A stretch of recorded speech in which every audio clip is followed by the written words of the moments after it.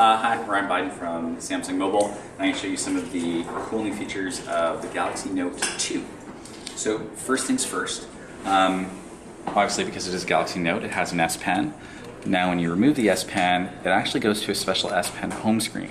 So the device is intelligent enough to know that you've removed the S Pen and you want to use it. As part of that, if you leave the S Pen behind, it'll now set an alarm and let you know that if you've left with the device and don't have the S Pen attached, so you don't have to worry about leaving it. A couple of things on the S Pen itself. We've made it more comfortable, so it's a little bit thicker, a little bit longer, and it's now asymmetrical, so you can hold it and quickly orient yourself to where the S Pen button is, because that's pretty important when you're using it. And then we've also changed the technology of the pen tip so that it feels a little more, you get a little bit more friction, it feels a little bit more like pen on paper than just plastic sliding on glass. Because you're going to be using this every day, there's a lot of cool features. You can kind of see here, when I'm hovering over the screen, this is a feature called Air View. So the Galaxy Note 2 is actually aware of the S Pen when it comes within about 10 millimeters of the screen. And you can start to do some cool stuff because of that. I'm going to launch into email. And so a couple of things you can do. If I hover at the bottom of my email list, it'll actually start scrolling down.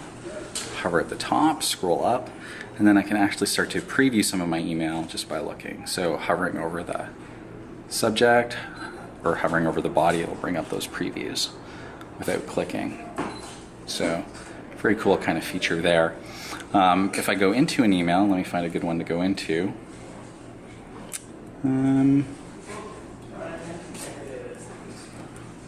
Let's just go into anyone. So for example, if I go into this email and I click this link, which may or may not work based on our connectivity, but it'll give you an idea, we've got a feature called Web Everywhere.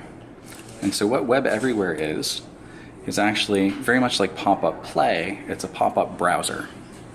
So what this does is actually brings up a browser. I can then choose to go to a full browser or close this if I decide that that is a link. And if you think of this from a productivity perspective, I mean, I'm either surfing a web page or I'm somewhere else and I just want to quickly check something out, I can do this. The other thing that I'm kind of showing you here is when I hover over icons, it actually gives me tooltip previews. So you can kind of see all the cool stuff that's going on. Closing that, let's go back to the home screen. One of the cool things that you can do now is I can actually write right in the body of an email. So I'll just go compose one here. Before, if I wanted to actually write in an email, I would have to go perhaps create an S memo or an S note, write in it. Now I can actually just do it right here. It's my signature, don't tell anyone.